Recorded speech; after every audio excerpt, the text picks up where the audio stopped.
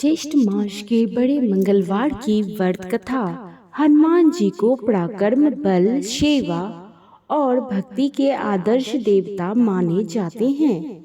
इसी वजह से पुराणों में हनुमान जी को सकल गुण निधान भी कहा गया है।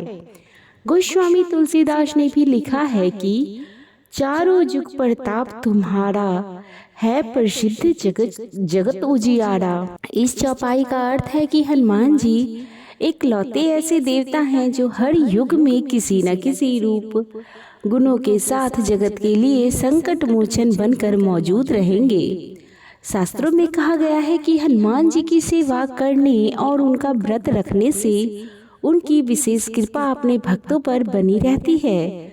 ज्योतिष शास्त्रों के अनुसार हनुमान जी का व्रत करने से कुंडली में मौजूद सभी ग्रह शांत हो जाते हैं और उनकी असीम कृपा प्राप्त होती है।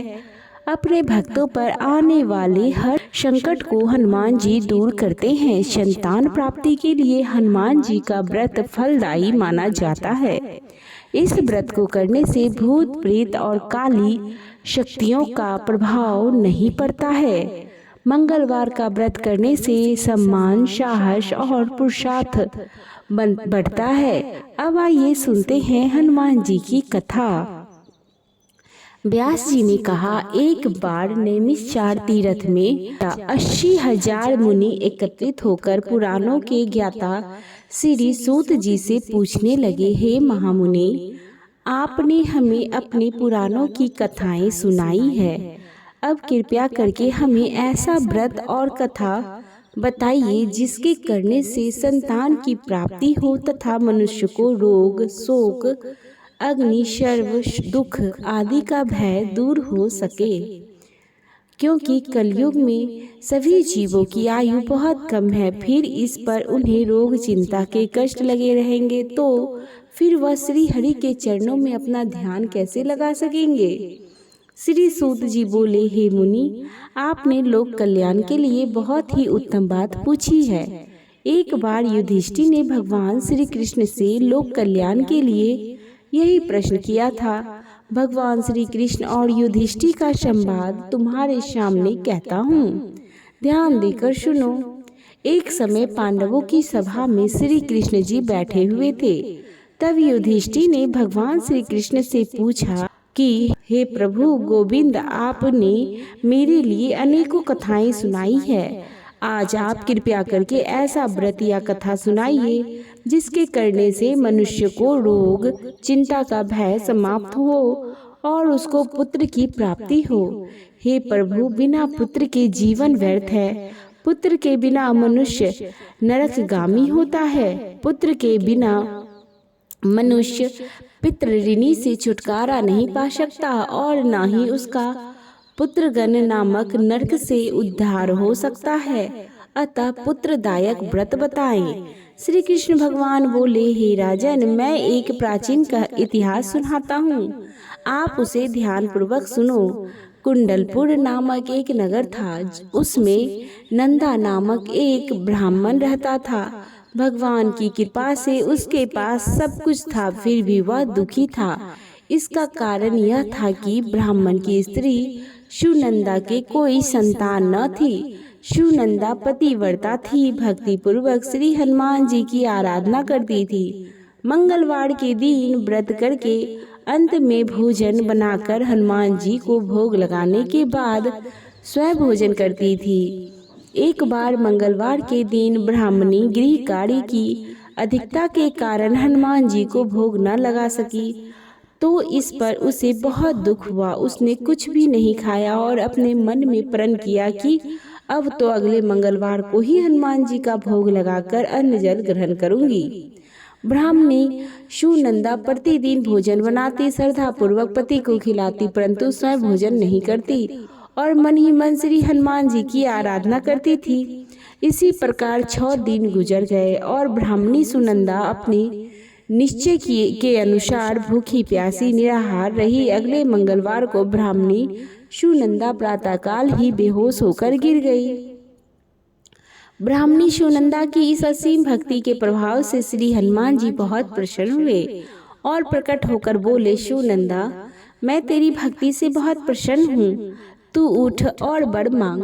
सुनंदा अपने आराध्य देव श्री हनुमान जी को देखकर आनंद की अधिकता से विह्वल हो श्री हनुमान जी के चरणों में गिरकर बोली, हे प्रभु, मेरी कोई संतान नहीं है, कृपया करके मुझे संतान प्राप्ति का आशीर्वाद दें, आपकी अति कृपा होगी। श्री महावीर जी बोले, तेरी इच्छा पूरी होगी, तेरी एक कन्या पैदा होगी, इसके अष्टांग प्रतिदिन सोना दिया करेंगे। इस प्रकार कहकर श्री महावीर जी अंतर ध्यान हो गए। ब्राह्मणी सुनंदा बहुत हर्ष हुई और सभी समाचार अपने पति से कहा।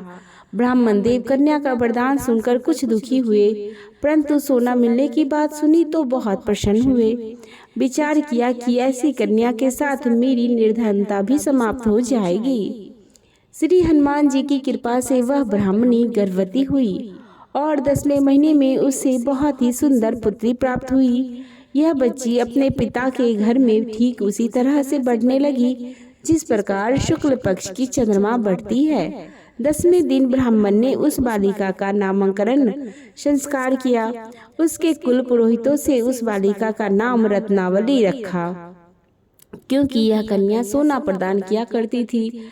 इस कन्या ने पूर्व जन्म में बड़े ही विधान से मंगलदेव का व्रत किया था। रत्नावली का अष्टांग बहुत सा सोना देता था। उस सोने से नंदन ब्राह्मण बहुत ही धनवान हो गया। अब ब्राह्मणी भी बहुत अभिमान करने लगी। समय बीतता रहा। अब रत्नावली 10 वर्ष की हो चुकी थी। एक दिन जब नंदा ब्राह्मण प्रसन्नचित्त था, तब सुनंदा ने अपने पति से कहा, मेरी पुत्री रत्नावली विवाह के योग्य हो गई है, अतः आप कोई सुंदर तथा योग्य वर देखकर इसका विवाह कर दें। यह सुन ब्राह्मण बोला, अभी तो रत्नावली बहुत छोटी है।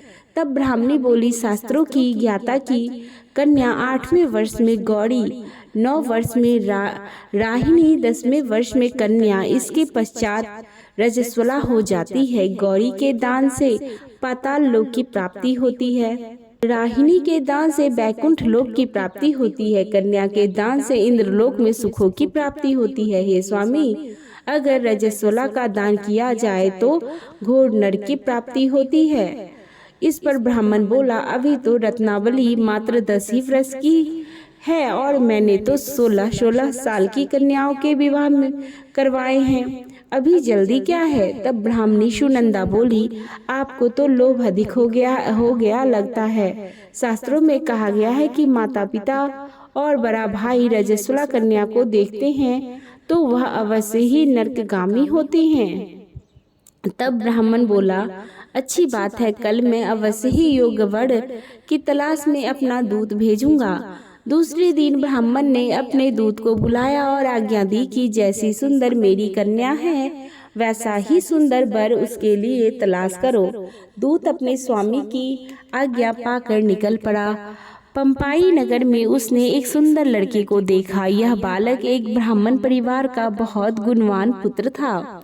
इसका नाम सोमेश्वर था। दूसरे दिन दूत ने इस सुंदर और गुणवान ब्राह्मण पुत्र के बारे में अपने स्वामी को पूर्व विवरण दिया। ब्राह्मण नंदा को भी सोमेश्वर अच्छा लगा और फिर शुभ मुहूर्त में विधि पूर्वक कन्यादान करके ब्राह्मण ब्राह्मणी संतुष्ट हुए। परंतु ब्राह्मण के मन में तो लोभ समाया हुआ था। उस कन्यादान तो कर दिया था, पर वह बहुत खिन्न भी था। उसने विचार किया कि रत्नावली तो अब चली जाएगी और मुझे इससे जो सोना मिलता था वह भी अब नहीं मिलेगा। मेरे पास जो धन था कुछ तो इसके विवाह में खर्च हो गए और शेष बचा है वह भी कुछ दिनों के पश्चात समाप्त हो जाएगा। मैंने तो इसका विवाह करके बहुत बड़ी भूल कर दी। अब कोई ऐसा उपाय हो कि रत्नावली मेरे घर में ही बनी रहे, अपनी ससुराल ना जावे। लोभ रूपी राक्षस ब्राह्मण के मस्तिष्क पर छाता जा रहा था। रात भर अपनी सैया पर बेचैनी से करवटें बदलते बदलते उसने एक बहुत ही क्रूर निर्णय लिया। उसने सोच विचार किया कि जब रत्नावली को लेकर उसका पति सोमेश्वर अपने घर के लिए जाएगा तो वह मार्ग में छिपकर सोमेश्वर का वध कर देगा और अपनी लड़की को अपने घर ले आएगा। जिससे नियमित रूप से उसे सोना भी मिलता रहेगा और समाज का कोई मनुष्य उसे दोष भी नहीं दे सकेगा। प्रातःकाल हुआ तो नंदा और सुनंदा ने अपने जमाई और लड़की को बहुत सारा धन देकर विदा किया। सोमेश्वर अपनी पत्नी रत्नावली को लेकर ससुराल से अपने घर की तरफ चल दिया। ब्राह्मण नंदा महालोभी हो गया था। लोभ के वशीभूत हो अपनी मति खो चुका था। पाप पुण्य को उसे विचार न रहा। अपने भयानक और क्रूर निर्णय को कार्य रूप देने के लिए उसने अपने दूतों को मार्ग में अपने जमाई का वध करने के लिए भेज दिया था, ताकि रत्नावली से प्राप्त होने वाला सोना उसे हमेशा मिलता रहे और वह कभी निर्धन न हो।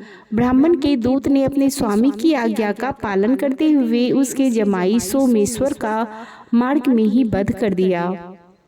समाचार प्राप्त कर ब्राह्मण नंदा मार्ग में पहुंचा और रुदन करती अपनी पुत्री रत्नावली से बोला, हे पुत्री, मार्ग में लुटेरे ने तेरे पति का वध कर दिया है। भगवान की इच्छा के आगे किसी का कोई बस नहीं चलता है। अब तू घर चल, वहां पर ही रहकर शेष जीवन व्यतीत करना। जो भाग्य में लिखा है वही होगा। अपने पति की अकाल मृत्यु से रत्नावली बहुत दुखी हुई। करुण क्रोधन और रुदन करते हुए अपने पिता से बोली, हे पिताजी, इस संसार में जिस स्त्री का पति नहीं है उसका जीना व्यर्थ है।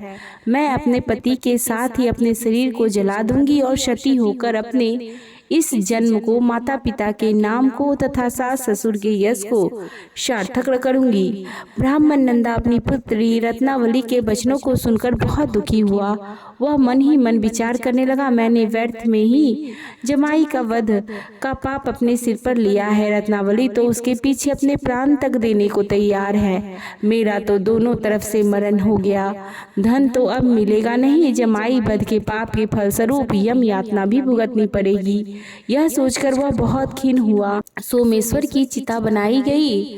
रत्नावली सती होने की इच्छा से अपने पति का सिर अपनी गोद में रखकर चिता में बैठ गई। जैसे ही सोमेश्वर की चिता को अग्नि लगाई गई, वैसे ही प्रसन्न हो मंगलदेव वहां प्रकट हुए और बोले, हे रत्नावली, मैं तेरे पति भक्ति से बहुत प्रसन्न हूँ, तू वर मांग। रत्नावली ने अपने पति का जीवन दान मांगा। तब मंगलदेव बोले, रत्नावली, तेरा पति अजर अमर है, यह महाविद्वान भी होगा और इसे अतिरिक्त तेरी जो इच्छा हो वर मांग। तब रत्नावली बोली, हे ग्रहों के स्वामी, यदि आप मुझ पर प्रसन्न हैं तो मुझे यह वरदान दीजिए कि जो भी मनुष्य मंगलवार के दिन प्रातः काल लाल पुष्प लाल चंदन से पूजन करे, आपका स्मरण करे, उसको रोग व्याधि न हो, स्वजनों का कभी वियोग न हो, सर्प अग्नि तथा शत्रुओं का भय न हो, और जो स्त्री मंगलवार का व्रत करे वह कभी विधवा न हो।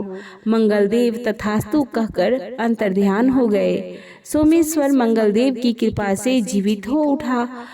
रत्नावली अपने पति को पुनः प्राप्त कर बहुत प्रसन्न हुई और मंगलदेव का व्रत प्रत्येक मंगलवार को करके व्रतराज और मंगलदेव की कृपा से इस लोक में सुख ऐश्वर्य को भोगती हुई अंत में अपने पति के साथ स्वर्ग लोक को गई।